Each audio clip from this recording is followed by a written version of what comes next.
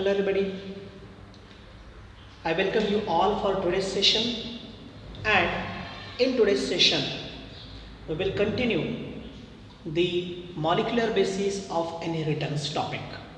Okay, in last session we completed the types of DNA.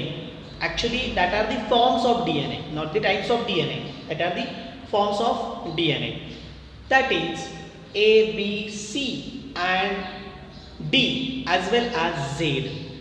In from that A, B, C and D all are right-handed, that is clockwise twisting models. Okay, and the last one is that is a Z model. That model is left-handed, which showing the twisting anti-clockwise direction. Okay, so these are all types we studied in last lecture.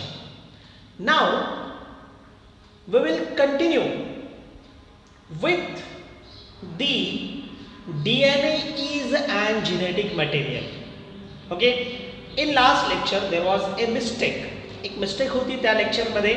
ती mistake म्हणजे त्यामध्ये मी चार्कॉफ rule, according to चार्कॉफ rule बोलत असताना मी तिथे A plus T and C plus G या पद्धतीने मी काय केलं तिथं सांगितलं होतं, पण ॲक्च्युली इट इज डिफरंट. म्हणजे ज्या पद्धतीने मी तुम्हाला लास्ट टाइम सांगितलं होतं, लास्ट लेक्चर त्याच्या आधीच्या लेक्चरमध्ये चार्कॉफ रूल जे सांगितला होता तो चार्कॉफ रूल त्या ठिकाणी बरोबर आहे. आणि चार्कॉफ रूलनुसार आपल्याला ॲक्च्युली कॉन्स्टंट पॉईंट दाखवणं गरजेचं आहे. आणि प्युरिन्स पायरिमिडिनचा जो रेशो आहे तर हा रेशो हा काय करतो, दॅट इज 1 हा रेशो तो दाखवतो. ठीक आहे. सो आज आपण डीएनए हे ॲक्च्युली काय काम करतं हे पाहणार आहोत. म्हणजे DNA is a genetic material, but तो कसा आणि कशा पद्धतीने आहे ते आपल्याला पाहणं गरजेचं आहे. जेनेटिक मटेरियल काय प्रकार असतं मी तुम्हाला लास्ट टाइम क्लिअर केलं. Every organism having their own genetic material. प्रत्येक ऑर्गॅनिझममध्ये त्याचं स्वतःचं जेनेटिक मटेरियल असतं. And because of presence of that genetic material the organism shows difference in between them. ह्या जेनेटिक मटेरियलमुळेच ऑर्गॅनिझम हे एकमेकांमध्ये डिफरन्स शो करतात. समजते तुम्हाला. मग आता डिफरन्स शो करतात म्हणजे नेमकं काय आहे, तर कॅरेक्टरिस्टिक्समध्ये डिफरन्स असेल किंवा त्यांच्या व्हेरियस अदर थिंग्स, हॅबिटॅट असेल, हॅबिट असेल, वॉट एव्हर काय असेल ते. तर या सगळ्यांमध्ये आपल्याला त्यांच्या बॉडी कॅरेक्टरमध्ये असेल तर या सगळ्यांमध्ये डिफरन्स पाहायला भेटतं. आणि हे डिफरन्स का, कारण प्रत्येक ऑर्गॅनिझमचं जेनेटिक मटेरियल हे काही स्लाइट डिफरन्स शो करतात. आणि त्या स्लाइट डिफरन्समुळेच ऑर्गॅनिझम्समध्ये काय होतं, आपल्याला डिफरन्सिएशन पाहायला भेटतं. ठीक आहे. मग हे जे जेनेटिक मटेरियल आहे हे प्रत्येक ऑर्गॅनिझममध्ये जे आहे ते आहे सिमिलर, परंतु जर काही स्पेसिफिक ऑर्गॅनिझम जर आपण वेगळे केले तर त्या ऑर्गॅनिझममध्ये जेनेटिक मटेरियल हा बदलतो. म्हणजे सिम्पली जेनेटिक मटेरियल काय असतं हे आपण क्लिअर करणं गरजेचं आहे. जेनेटिक मटेरियल, जेनेटिक आपण त्याला म्हणतो. जेनेटिकचं मिनिंग ऍक्च्युली काय होतं, जेनेटिक आपण कशाला म्हणतो. Genetic means it in this the material is responsible for formation of character. मी काल क्लिअर केलंय, कॅरेक्टर फॉर्मेशनसाठी रिस्पॉन्सिबल आहे. या व्यतिरिक्त which is responsible for transmission of character from one generation to next. Simple example घ्यायचं झालं तर अपत्य जन्माला आलं आणि आजीबाईनं बघितलं की घरात अपत्य जन्माला आलेलं आहे. बघितल्यानंतर ती लगेच बोलते, आजी असू द्या आजोबा असू द्या, लगेच बोलते याची नाक बापासारखी आहे आणि याचं कलर आईवरती गेलेला आहे. कॉमनली प्रत्येक घरांमध्ये या गोष्टी आपल्याला पाहायला भेटतात. या पद्धतीने बोलतात. पण हे का बोललं जातं, याचं कारण असं आहे की हे कॅरेक्टर जे ते सांगतायत that character matching with their parents. हे कॅरेक्टर त्यांच्या पॅरेंट बरोबर मॅच होतात. कधी कधी तर असं पण म्हणतात की याची हाईट किंवा याचा कलर हा त्याच्या आजोबासारखा झालेला आहे असं बोलतात. म्हणजे ऍक्च्युली देर इज रिलेशन, त्यांच्यामध्ये रिलेशन आहे. अँसेस्ट्रल कॅरेक्टरिस्टिक्स काय होतात, जनरेशन टू जनरेशन ट्रान्समिट होत असतात. We called it heredity. आपण सिम्पली त्याला हेरिडिटी म्हणतो किंवा आपण त्याला जेनेटिक्स म्हणतो. ठीक आहे ना. म्हणजे इनहेरिटन्स, हेरिडिटी हे या पद्धतीने शो केलं जातो. मग character actually one generation to next generation transmit होतात. त्याला आपण सिम्पली म्हणतो इनहेरिटन्स. ठीक आहे. मग जो मटेरियल बॉडीच्या सेलमध्ये प्रेझेंट असतो, the material which is present inside the cell of the body which is responsible for formation of character as well as transmission of character from one generation to next. ठीक आहे. that material is a genetic material. त्या material आपण काय म्हणतो, that is an genetic material. आता genetic material हे mostly genetic material is DNA. आता हा कन्सेप्ट मी आफ्टर एव्हिडन्सेस सांगतोय. या पॉइंटमध्ये आपल्याला एव्हिडन्सेस बघायचे आहेत की कसं DNA हा जेनेटिक मटेरियल आहे, कशाच्या बेसिसवरती त्याचे प्रूफ आहे काही. परंतु त्याच्यापूर्वी मी तुम्हाला या ठिकाणी त्याच्या नंतरची गोष्ट सांगतो, म्हणजे तुम्हाला आधीची गोष्ट कळेल. पण मोस्टली DNA हा काय आहे, it is a genetic material. कसं, मग plants, then animals, okay, protist, fungi and bacteria, म्हणजे जवळपास सगळे झालेत आता. बरोबर आहे. याच्यामध्ये सगळेच ऑर्गॅनिझम्स आले. Kingdom Plantae, kingdom animal, kingdom Protista, kingdom fungi, kingdom Monera, हे सगळे याच्यामध्ये आले. राहिलं कोणतं, मग लायकेन्स घ्या. लायकेन्स तुमचं बॅक्टेरिया आणि प्लांट, अल्गी, सॉरी फंगाय आणि अल्गी दोघांना एकत्र येऊन लायकेन्स तयार होतात. याचा अर्थ लायकेन्स सुद्धा काय करतात, DNA जेनेटिक मटेरियल कन्सिस्ट करतात. व्हायरसेस राहिले. मग व्हायरसेसमध्ये मोस्ट ऑफ दी व्हायरसेस हे DNA व्हायरसेस आहेत. मी फक्त इथे काय करतो, व्हायरसेस बॅक्टेरियोफेजेस घेतो. बॅक्टेरियोफेजेस, these all organisms having DNA as a genetic material. लक्षात ठेवा, हे सगळे ऑर्गॅनिझम्स काय करतात, DNA हे जेनेटिक मटेरियल कन्सिस्ट करतात. आता स्पेसिफिकली व्हायरसेसचा जर तुम्ही विचार केला, तर इन व्हायरसेसमध्ये the RNA, not all viruses, कारण बॅक्टेरियोफेजेस तुमच्या व्हायरसेसमध्ये येऊन गेले ऑलरेडी. मग काही व्हायरसेस असे आहेत की त्याच्यामध्ये RNA हे काय आहे, त्याचं जेनेटिक मटेरियल आहे. ठीक आहे. मग याच्यामध्ये एक्झाम्पल, मी काल तुम्हाला एक्झाम्पल पण दिले. फॉर एक्झाम्पल रिट्रोव्हायरसेस मध्ये एक्झाम्पल तुम्हाला घ्यायचं असेल तर HIV, ह्युमन इम्युनोडेफिशियन्सी व्हायरस. तुम्ही कोरोना व्हायरस पण घेऊ शकता. आणि जितके व्हायरसेसमध्ये RNA हा जेनेटिक मटेरियल असतो, त्यामध्ये ते जे व्हायरसेस आहेत किंवा ते जे ऑर्गॅनिझम्स आहेत, ते ऑर्गॅनिझम्स अनस्टेबल असतात, कारण RNA हा अनस्टेबल आहे. ठीक आहे. त्याचं डिस्कशन आपण याआधी पण केलेलं आहे, आता परत करण्याची गरज नाही आहे. मग मी जेनेटिक मटेरियलचं कन्सेप्ट या ठिकाणी आता क्लिअर केलेलं आहे तुमच्यासमोर. म्हणजे DNA हा जवळपास सगळ्याच ऑर्गॅनिझममध्ये काय आहे, जेनेटिक मटेरियल आहे, एक्सेप्ट काही व्हायरसेस. मग काही व्हायरसेसपैकी आपण जे घेतले रिट्रोव्हायरसेस, कोरोना व्हायरस असेल, त्याच्यामध्ये काय आहे, RNA हा जेनेटिक मटेरियल आहे. ठीक आहे. मग आता DNA खरंच जेनेटिक मटेरियल आहे की नाही हे क्लिअर करण्यासाठी काही एव्हिडन्सेस आले. There are some evidences. काही एव्हिडन्सेस आहेत जे प्रूफ करतात की DNA हा काय आहे, it is a genetic material. काही स्पेसिफिक एव्हिडन्सेस आहेत. मग आता त्या एव्हिडन्सेससाठी आपल्याला काय करावं लागेल, ज्या लोकांनी काम केलंय त्या लोकांच्या नावारूप आपल्याला ते काय करावं लागेल, ते एव्हिडन्सेस आपल्याला पाहावे लागतील. ठीक आहे. या ठिकाणी तुम्हाला सिलेबसमध्ये 3 एव्हिडन्सेस आहेत. तसं DNA वरती काम करणारे लोक भरपूर आहेत.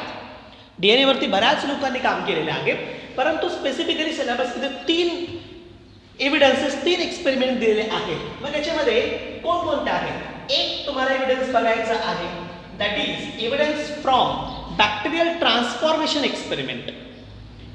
कोणता आहे, फ्रॉम बॅक्टेरियल ट्रान्सफॉर्मेशन एक्सपेरिमेंट. ठीक आहे. हे एक एव्हिडन्स आहे.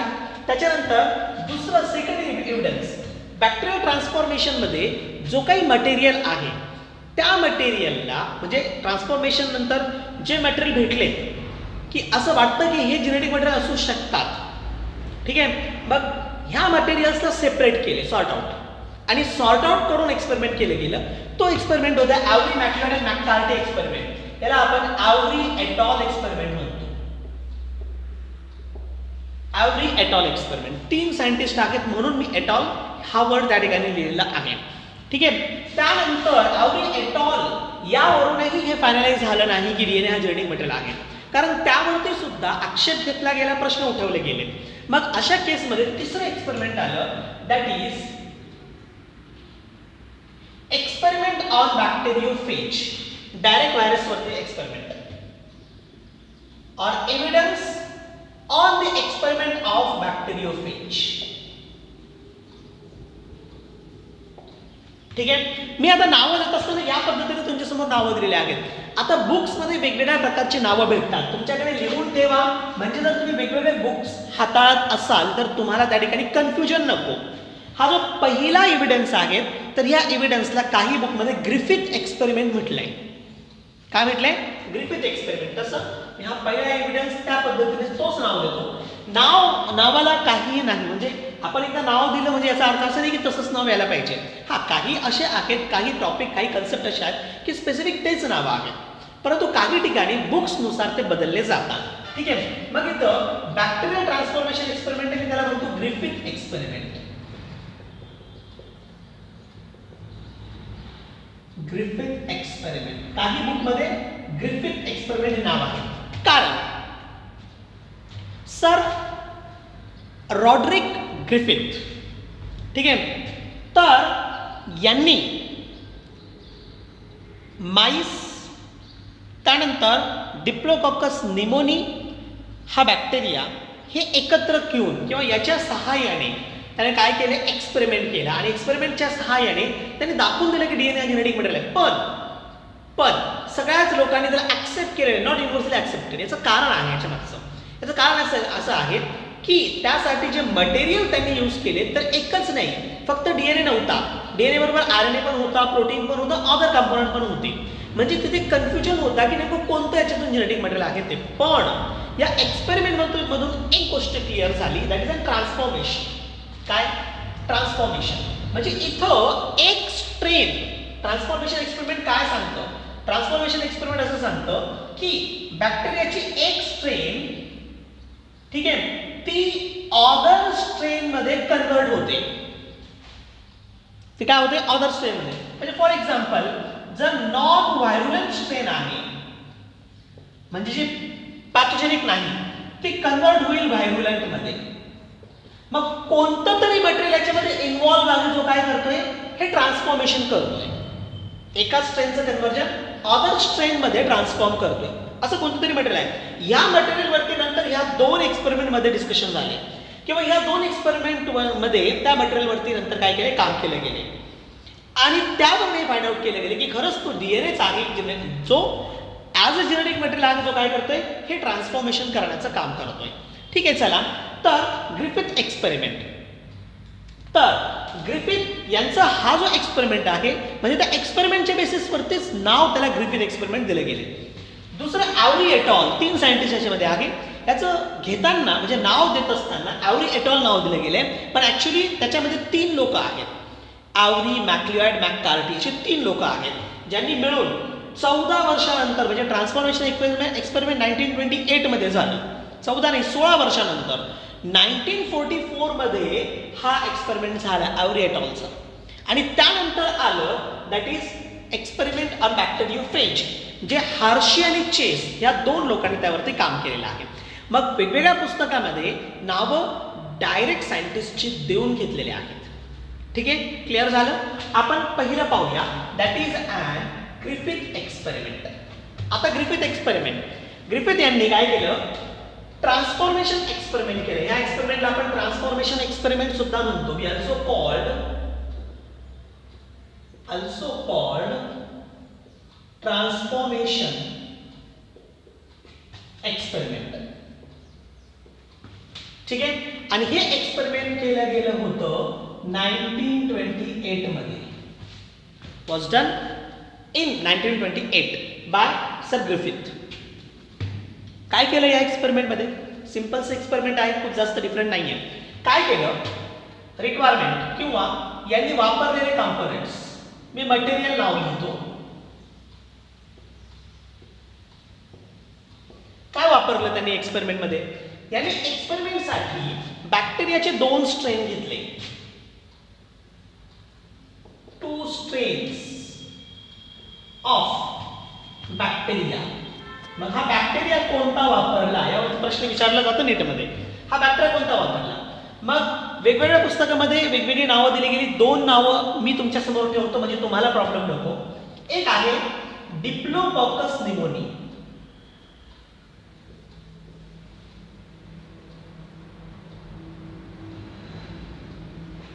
ठीक आहे. आणि दुसरं नाव आहे स्ट्रिप्टोकॉकस निमोनी.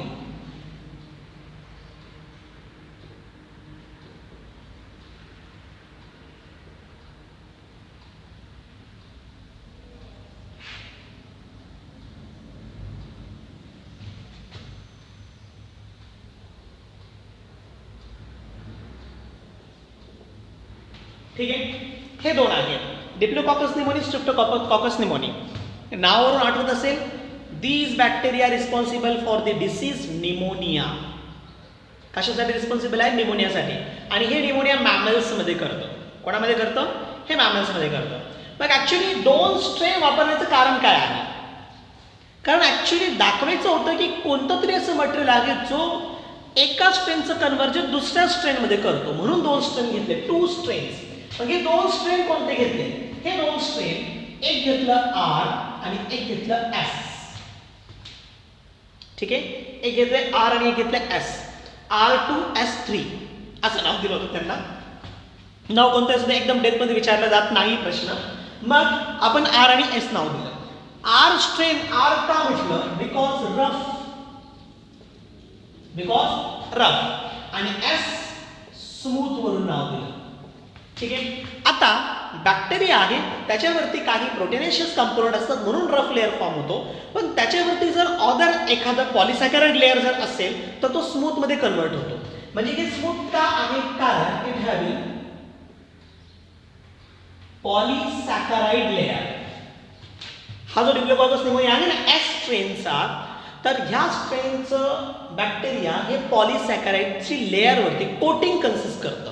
हॅविंग दी पॉलिसॅकराइड कोटिंग, म्हणून it is a smooth strain. ठीक आहे. एक्सपेरिमेंटच्या बेसिसवरती या दोन्ही स्ट्रेनला 2 वेगवेगळी नावं दिली गेली. ती कशी? मग आपण एक्सपेरिमेंट पाहू या ठिकाणी. हे 2च गोष्टी वापरलेल्या आहेत. ठीक आहे. काय काय वापरलं त्यांनी? एकतर बॅक्टेरियाचे 2 स्ट्रेन. हा, आता दुसरी गोष्ट, हे तर पहिलं झालं मटेरियलमध्ये. एक बॅक्टेरियाचे काय केले? 2 स्ट्रेन वापरले. नाव सेकंड थिंग काय वापरलं? एक्सपेरिमेंट आहे, बॅक्टेरिया वापरत असतील तर त्याचे इफेक्ट पण पाहावे लागतील. आणि इफेक्ट पाहण्यासाठी कुठे जावं लागेल? ज्याच्यावरती इफेक्ट होतो ते पाहावं लागेल. मग कोणावरती इफेक्ट करतं?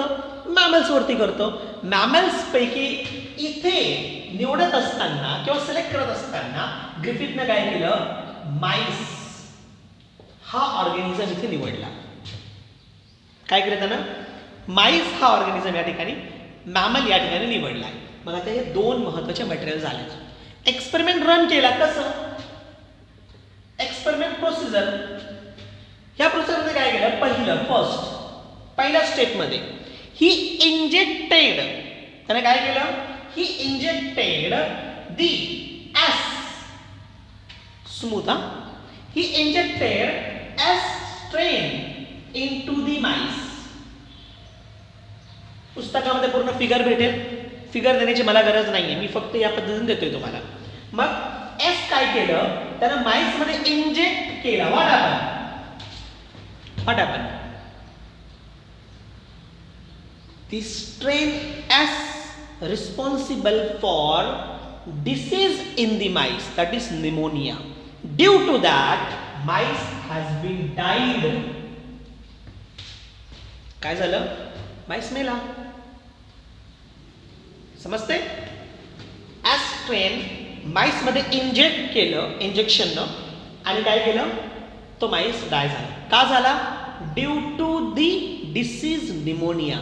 It means that S strain is pathogenic. समजतंय? याचा अर्थ काय आहे? एस स्ट्रेन ही काय आहे? पॅथोजेनिक. मग आता मी इथं नाव लिहितो, एस स्ट्रेन इज पॅथोजेनिक. मी त्याला दुसरं नाव दिलं आणखीन, त्यानं डिसीज तयार केलं ना, म्हणून मी त्याला म्हणेल व्हायरुलंट. म्हणून दुसरं नाव मी काय दिलं इथं? व्हायरुलंट. समजून घ्या. या ठिकाणी प्रत्येक कन्सेप्ट समजून घेण्याचा आहे आणि वेगवेगळे जे काही पॉइंट आहेत, टॉपिक्स आहेत, सॉरी मी या ठिकाणी जे कन्सेप्ट तुम्हाला मेन्शन करतोय ते प्रत्येक गोष्ट ध्यानात ठेवण्याची गरज आहे. एस स्ट्रेन ही काय झाली आता? पॅथोजेनिक झाली. दॅट इज अन व्हायरुलंट स्ट्रेन झाली. इथपर्यंत समजते तुम्हाला. आता आपण पुढे जाऊया नेक्स्ट स्टेपमध्ये. इथं क्लिअर झाले? Died because of disease, that is an pneumonia. दुसरा स्टेप मध्ये त्यानं आर घेतलं आणि आर ला इंजेक्ट केलं into the mice. He injected R into the mice. R step, कारण दोन स्टेप घेतलं होतं ना. दुसऱ्या स्टेप मध्ये आर ला माइस मध्ये इंजेक्ट केलं. What happen? या ठिकाणी अपोजिट डिसिजन आलं, अपोजिट रिपोर्ट आला. काय? Mice survive. It means that there is no polysaccharide coating on the R, hence R is non-virulent. आता इथून क्लिअर होतं की पॉलिसॅकॅराइड कोटिंग मे बी रिसेप्टर म्हणून काम करत असेल. हां, मग त्याच्या सेलमध्ये, माईसच्या सेलवरती, त्याच्या सेलवरती इन्फेक्शन करण्यासाठी त्या सेलवरती प्रेझेंट असलेले जे काही रिसेप्टर आहेत त्याच्यावरती बाइंड होत असेल आणि इन्फेक्शन करत असेल. पण इथं तसं काही नाहीये आर मध्ये, आणि म्हणून आर काय होते? इन्फेक्शन करत नाहीये. इन्फेक्शन केलं नाही म्हणून काय झाला? बॅक्टेरिया सर्वाइव्ह झाला. Bacteria survive because no infection, no disease. It means that the R strain is non pathogenic. याचा अर्थ काय झाला? आर स्ट्रेन ही non pathogenic means it is अव्हायरुलंट.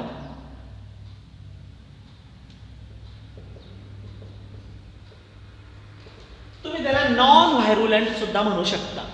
ठीक आहे? हे झालं अव्हायरुलंट किंवा नॉन व्हायरुलंट. समजतं इथपर्यंत तुम्हाला? मग आता हे झालं सेकंड स्टेप. थर्ड स्टेप मध्ये काहीतरी त्यानं चेंज केला. काय चेंज केलं? त्याने काय केलं? एस ना माईस मरतोय ना, आपण एक काम करू, एस ला हिट किल्ड करू. हिट किल्ड म्हणजे काय? हिट करणे, थोडंसं टेम्परेचर देणे, आणि टेम्परेचरमध्ये बॅक्टेरिया इनॅक्टिवेट होतात. त्याच्यामुळे कधीही स्टरलायझेशनसाठी कधी कधी काय केलं जातं? टेम्परेचर दिला जातो. एकेकाने डॉक्टर्स जे आहेत ना, पहा, जे इंजेक्शन वापरत होते तर त्याला गरम पाण्यात टाकून देत होते. त्यामुळे होतं काय होतं? त्याच्यावरती प्रेझेंट असलेले जे काही बॅक्टेरिया, व्हायरसेस, वॉटेवर काय असेल ते मरून जात होते. समजते? हिट देणे. मग त्यानं काय केलं? एस ला हिट किल्ड केलं. मी त्याला नाव दिलं HKS, हिट किल्ड एस. ठीक आहे? HKS. मग त्यानं इंजेक्ट केला इंटू दी माईस. इनॅक्टिवेट झालाय, मटेरियल त्याच्यामध्ये आहे तसंच आहे, फक्त काय झालाय? तो इनॅक्टिव्ह आहे. मटेरियल त्याच्यातलं जे काय असेल, सगळं जे काही ऑर्गॅनिक मटेरियल असेल त्याच्यामध्ये ॲज इट इज आहे, फक्त तो इनॅक्टिव्ह आहे. मग ते माईसमध्ये इंजेक्ट केलं. तुम्ही विचार केला काय झालं असेल बरं? आता लाईव्ह तर नाहीये तुम्ही आन्सर द्यायला, पण तुम्ही विचार करू शकता काय झालं असेल. काही जणांच्या लक्षात आलं असेल की माईस या ठिकाणी सर्वाइव्ह होईल. सिंपल आहे ना. HKS हा इनॅक्टिव्ह आहे. मग HKS जर हा इनॅक्टिव्ह असेल तर याचा अर्थ तो कोणत्याही पद्धतीचं इन्फेक्शन इथे करणार नाहीये, कारण तो हिट किल झालाय. मग इथं तो इन्फेक्शन करणार नाही म्हणून तो सर्वाइव्ह. पण काही लोकांच्या डोक्यात हे पण आलं असेल की मी या ठिकाणी एक स्टेटमेंट सांगितलं होतं की मटेरियल ॲज इट इज आहे, मटेरियलला काही झालेलं नाही. मग पॉसिबिलिटी आहे तर मटेरियलने तिथं काय केलं असेल? इन्फेक्शन केलेलं असेल. असं होणार नाही, इनॅक्टिव्ह आहे ना. आणि म्हणून काय झालं? म्हणून HKSचं कोणतंही इफेक्ट माईसवरती झालं नाही. माईस सर्वाइव्ह होता. माईस काय होता? सर्वाइव्ह होता. नेक्स्ट स्टेप मध्ये फोर्थ. त्यानं काय केलं, जे 2 स्टेप आहेत ज्यामध्ये माईस सर्वाईव्ह होत होतं त्या 2ला एकत्र केलं. इथं तर माईस मरतोय एस न सरळ सरळ. मग त्यानं काय केलं, या दोघांना एकत्र केलं. तर आता माहीत आहे त्याला हे क्लिअर आहे की जर मी आता यस वापरलास तर माईस मरणारच आहे, जर एस वापरला तर माईस मरणारच आहे. मग आपण काय करू, आता हे जे 2 आहेत ना ह्या दोघांना एकत्र करू आणि माईसमध्ये इंजेक्ट करू, हे त्याने विचार केला आणि तसंच केलं. मग आर प्लस एच के एस, मी सांगितलेलं स्टेटमेंट ध्यानात ठेवा. एच के एस जरी इटकिल्ड असेल तर मटेरियल त्याच्यामध्ये आहे तसंच आहे, त्याचं organic material. Whether it is RNA, whether it is DNA, whether it is protein, काय असेल ते समजते. RNA असू शकतं, DNA असू शकतं, प्रोटीन असू शकतं, कोणते असू शकतं, पण ही मटेरियल याच्यामध्ये ॲज इट इज आहे, पण तो इनॅक्टिव्ह आहे कारण त्याने हिट किल्ड केले. आता इथं त्याने काय केलं, आर आणि एच केसला एकत्र केलं आणि इंजेक्ट केलं इंटू दी माईस. आता काय करा, तुम्ही स्वतः विचार करा, स्वतः विचार करा. काय विचार करशील तुम्ही आता, हा जो माईस आहे ना, सॉरी हे जे 2 आहेत ना यांच्यामध्ये ट्रान्सफॉर्मेशन हा कन्सेप्ट तिथे लावून बघा. काय करा, ट्रान्सफॉर्मेशन हा कन्सेप्ट तिथे लावा, काय होईल. हा कन्सेप्ट जर तुम्ही तिथे लावला ना तुम्ही उत्तर काढू शकता. आलं असेल, काहींचं उत्तर दोन्हीही सर्वाईव्ह होत होते दोघांमुळे. ऑलरेडी दोघांमुळे सर्वाईव्ह होत होतं, त्याला माईसमध्ये टाकलं तर माईसचं काय होणार आहे. काहींचं उत्तर सर्वाईव्ह, आणि जितक्यांनी सर्वाईव्हचा विचार केला सगळे चुकले. कारण आहे, मी तुम्हाला काय सांगितलं, ट्रान्सफॉर्मेशन हा कन्सेप्ट त्याला कनेक्ट करा आणि इथला हा स्टेटमेंट ध्यानात ठेवायला सांगितलं होतं. का ठेवलं होतं, का ध्यानात ठेवायला सांगितलं होतं, ते इथं वापरायचं आहे तुम्हाला. HKS हिटकिल्ड आहे पण मटेरियल त्याच्यामध्ये ॲज इट इज आहे.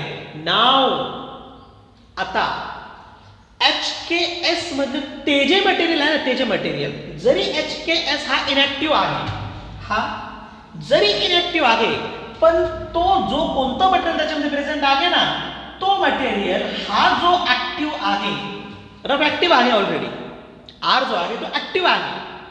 इथे एकच होता आणि तो इनॅक्टिव्ह होता म्हणून इन्फेक्शन होत नव्हतं. पण आता इथे हा जो HKS आहे तो इनॅक्टिव्ह आहे पण आर हा ऍक्टिव्ह आहे.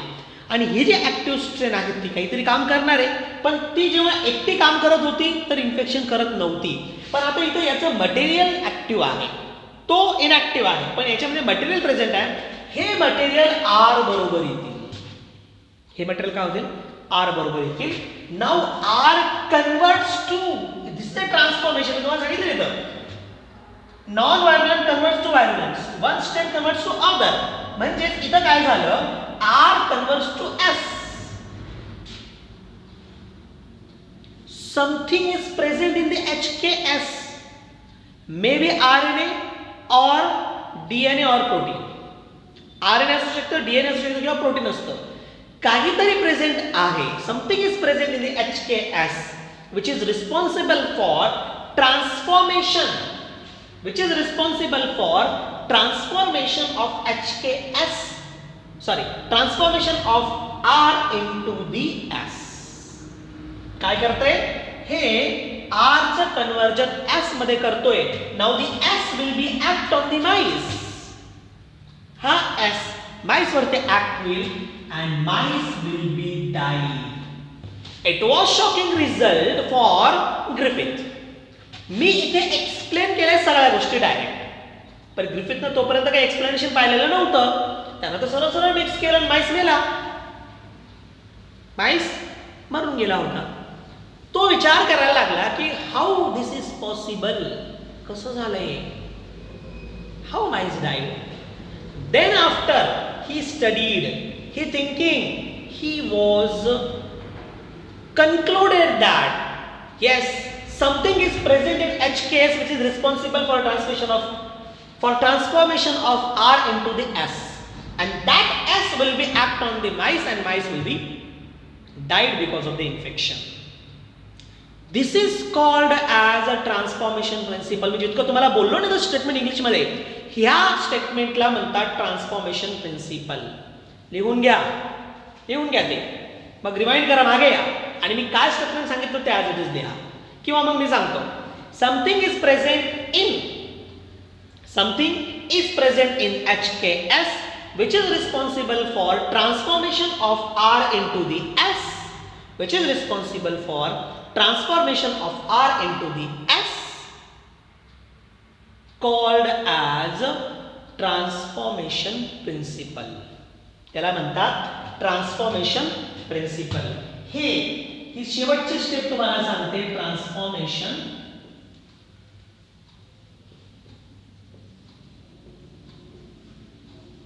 प्रिन्सिपल. ठीक आहे, मी या ठिकाणी याचे कन्क्लुजन क्लिअर केलेत, याच्यातले प्रत्येक पॉईंट तुम्हाला क्लिअर केलेत. काहीतरी प्रेझेंट आहे, काहीतरी काय असू शकतं, मग त्याने इथं हे सांगितलं, हे जे समथिंग आहे ना, इथे समथिंग आहे ना, हे समथिंग काहीतरी आहे.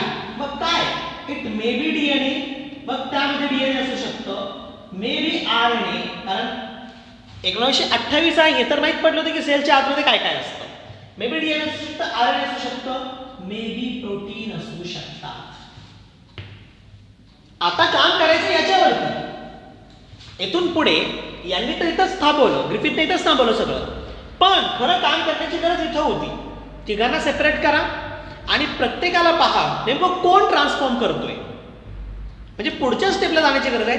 ही स्टेप ॲव्हरी मॅककार्टीने पूर्ण केली, ॲव्हरी एटॉलनं. पण त्यानं काय केलं, नवीन काहीच घेतलं नव्हतं, ॲज इट इज आहे तेच घेतलं आणि ते ट्रान्सफॉर्म केलं तिकडे. त्याच्यामध्ये मी घरात ठेवा, ॲव्हरी मॅककार्टीचं एक्सपेरिमेंट इथे डिस्कस केलंय तुमच्याबरोबर, तुम्ही वाचून घ्या, तुम्हाला क्लिअर होऊन जाईल, मला डबल शिकवण्याची गरज राहणार नाही.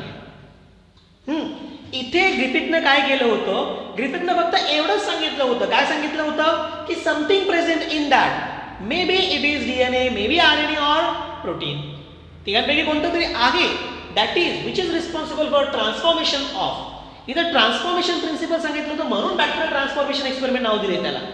ट्रान्सफॉर्मेशन सांगितलं काय, R स्ट्रेनचं कन्व्हर्जन S मध्ये करतोय, नॉन व्हायरुलंट स्ट्रेनचं कन्व्हर्जन व्हायरुलंट स्ट्रेनमध्ये करतो, पॅथोजेनिक स्ट्रेनचं कन्व्हर्जन नॉन पॅथोजेनिक स्ट्रेनचं कन्व्हर्जन पॅथोजेनिक स्ट्रेनमध्ये करतोय. हे काम तो करतो आहे, तो समथिंग. मग that something is what, that something is a transforming principle. त्या समथिंग आपण ट्रान्सफॉर्मिंग प्रिन्सिपल म्हणतो. ते ट्रान्सफॉर्मिंग प्रिन्सिपल शोधून काढण्याचं काम कोणी केलं, ॲव्हरी एटॉल यांनी, ॲव्हरी मॅक्लेडन मॅककार्टी. 16 वर्षानंतर 1944 मध्ये हे काम झालं आणि त्यावेळेस त्यांनी सिम्पलचं काम केलं. ध्यानात ठेवा मी काय बोलतोय. त्यांनी काय केलं, दे सेग्रिगेट दिज ऑल कॉम्पोनंट्स. हे सगळे कॉम्पोनंट त्यांनी सेग्रिगेट केलेत. ठीक आहे, या ठिकाणी हे समजून घेणं गरजेचं आहे तुम्हाला, कशा पद्धतीने हे सगळं काम केलं गेलेलं आहे ते हे समजून घेणं गरजेचं आहे. मी इथं ग्रिफिथचं एक्सपेरिमेंट पूर्ण केलेलं आहे, जे महत्त्वाचं आहे ते सगळे पॉईंट या ठिकाणी आपण क्लिअर केलेले आहेत. फक्त ग्रिफिथ जिथे संपला, म्हणजे ग्रिफिथनं जिथं त्याचे कन्क्लुजन मांडले, तिथं फायनल झालं आणि तिथं त्याने ट्रान्सफॉर्मिंग प्रिन्सिपल सांगितलं. फक्त ते ट्रान्सफॉर्मिंग प्रिन्सिपल्स काय करायचे आहेत आपल्याला, ॲव्हरी मॅक्लेडन मॅककार्टीमध्ये घ्यायचे आहे. मग ॲव्हरी मॅक्लेडन मॅककार्टीने काय केलं, सेकंड बी ॲव्हरी एटाल 1944. ठीक आहे, पूर्ण नाव लिहायचं असेल तर ॲव्हरी मॅककार्टी, मॅक्लिऑइड अँड मॅककार्टी, हे सगळं नाव लिहून घ्या. काय केलं, segregates all components. all म्हणजे काय, that is RNA, protein and DNA separate केले. हे सगळे कॉम्पोनंट त्याने काय केले, सेपरेट केले. ठीक आहे, प्रत्येकासाठी सेपरेट टेस्ट ट्यूब वापरली. ठीक आहे, त्या प्रत्येकासाठी त्यानं सेपरेट टेस्ट ट्यूब वापरली. इथे RNA आहे, RNA बरोबर या ठिकाणी R स्ट्रेन टाकली. काय घेतलं त्यानं, त्याच्याबरोबर R घेतले. परत प्रोटीन बरोबरही काय केले त्यानं, R घेतले आणि DNA बरोबरही त्यानं काय केले, आर घेतलं. ठीक आहे, दुसरं नवीन काही वापरलं नाही. He seen that what happen, काय होतं इथं, he seen that here in the test where RNA as well as R is present, ज्या टेस्टमध्ये RNA आणि R प्रेझेंट आहे, तर आता तिथं काय होतं, तर he seen that there is no change.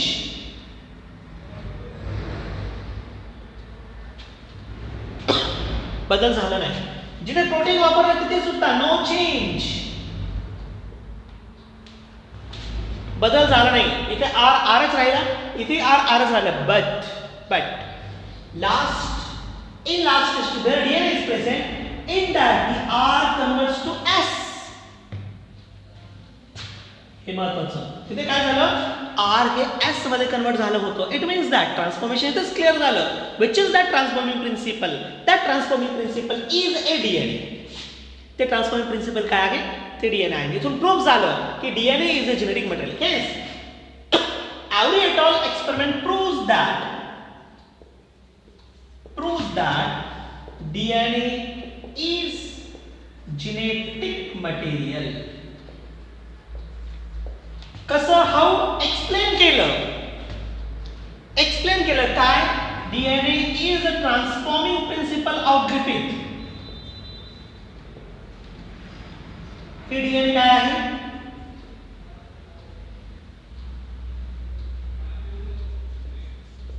त्या ग्रिफिथचं ट्रान्सफॉर्मिंग प्रिन्सिपल आहे. ज्याने काय केलं, आरचं कन्वर्जन एस मध्ये केलं, कॅरेक्टरिस्टिक्स बदल केले, एका जनरेशन नेक्स्ट जनरेशन मध्ये कॅरेक्टर नेले. हे काम फक्त जेनेटिक मटेरियलच करू शकतो. हे कोणी केलं, डीएनए केलं. हेच डीएनए इज जेनेटिक मटेरियल. आणि म्हणूनच काय आहे, डीएनए हा जेनेटिक मटेरियल. पण काय झालं, it is not universally accepted. याला युनिव्हर्सली ऍक्सेप्ट केलं गेलं नाही. याचं कारण आहे, कारण सेग्रिगेट केलंय. मे बी असू शकतं की याच्यामध्ये RNA मिक्स असू शकतं, सॉरी हे RNA बरोबर दुसरं पद्धतीने मिक्स असू शकतं, प्रोटीन बरोबर असू शकतं, DNA बरोबरही असू शकतं. मग आपण असं सांगू शकत नाही की त्यानंच हे ट्रान्सफॉर्मेशन केलंय. मे बी त्या स्ट्रेनमध्ये पण काहीतरी असू शकतं ना, आरमध्ये, ज्यानं काय त्याला ट्रान्सफर केलं असेल. मग आता गरज पडली असं ऑर्गॅनिझम वापरण्याची, जो ऑर्गॅनिझम फक्त आणि फक्त त्याचं जेनेटिक मटेरियलच ट्रान्सफर करतो, दुसरं काहीच करत नाही. आपल्याला सर्वांना माहित आहे, during infection viruses only transfer their genetic material, not the complete body. हे आपल्याला माहित आहे. तुम्ही बॅक्टेरियोफेजेसच्या इन्फेक्शनमध्ये बघितलेलं आहे. बॅक्टेरियोफेज जेव्हा इन्फेक्शन करतो तर काय होतं, बॅक्टेरियोफेज त्या बॅक्टेरियावरती बसतात, बरोबर, आणि बॅक्टेरियामध्ये काय करतात, फक्त त्यांचं जेनेटिक मटेरियल ट्रान्सफर करतात, बरोबर ना. हा तुमचा बॅक्टेरिया आहे आणि हा तुमचा बॅक्टेरियोफेज आहे जो इथं बसलाय. मग याच्यामध्ये असतं जेनेटिक मटेरियल काय केलं, ट्रान्सफर केलं. त्याची बॉडी बाहेर ॲज अ घोस्ट असते. हा ॲज अ घोस्ट, आणि त्याची बॉडी बाहेर ॲज अ घोस्ट असते.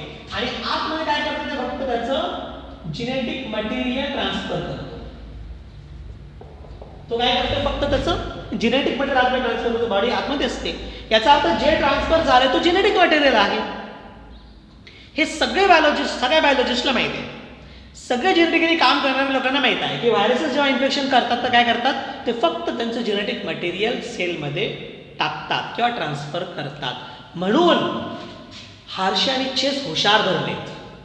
कसे, या कोणत्याच मटेरियलचा वापर नाही केला हार्शी आणि चेसनं. माहित होतं त्यांना DNA जेनेटिक मटेरियल आहे, पण प्रूफ करायचं कसं, प्रूफ होणार. मग असं ऑर्गॅनिझम वापरायचं ज्या ऑर्गॅनिझममध्ये फक्त त्याचं जेनेटिक मटेरियलच वापरलं जातं त्याच्या ट्रान्सफॉर्मेशनमध्ये, बाकी काहीच वापरलं जात नाही. आणि त्यासाठी वापरलं बॅक्टेरियोफेज, कारण बॅक्टेरियोफेजमध्ये DNA हा जेनेटिक मटेरियल असतो, नॉट दी RNA. बॅक्टेरियोफेजचा जेनेटिक मटेरियल हा DNA असतो, RNA नसतो. तो वापरला. मग पुढचा एक्सपेरिमेंट आहे तो हार्शी आणि चेसचा. ठीक आहे, पण हार्शी आणि चेसचा जो एक्सपेरिमेंट आहे ते आपण काय करणार आहोत, नेक्स्ट लेक्चरमध्ये पाहणार आहोत. ॲक्च्युली काय होतं किंवा काय घडलं. ठीक आहे, हे तुम्हाला समजलेलं असेलच. काही प्रॉब्लेम असेल तर तुम्ही मला विचारू शकता. त्या मटेरियलमध्ये तुम्हाला जे मटेरियल ट्रान्सफर केले त्याच्यामध्ये टास्क दिलेले आहेत, तुमच्या पद्धतीने सॉल्व्ह करत चला. पुढे जाऊन मी तुम्हाला टास्क सबमिट करण्याची लिंक देत जाईल आणि त्या लिंकनुसार तुम्ही काय करायचे ते सबमिट करायचे. पण तसंही जोपर्यंत DNA पूर्ण होत नाही तोपर्यंत आपण पहिलं टास्क दिलेलं नाही. पण तुम्ही तुमच्या प्रॅक्टिस पर्पजसाठी त्याच्यातले MCQs सॉल्व्ह करू शकता. ध्यानात ठेवा, MCQs भरपूर प्रमाणामध्ये टाकलेले आहेत. बाहेरचं कोणतंही पुस्तक वापरण्याची गरज नाही. थेअरीसाठी वापरायचं असेल तर वापरू शकता, पण मी शिकवत असताना एक्सेस थेअरी देत आहे, त्याच्यामुळे एक्स्ट्रा थेअरीचीही तुम्हाला गरज नाही. मटेरियल फुलफिल आहे, त्याचा वापर करू शकता. ठीक आहे, थँक्यू.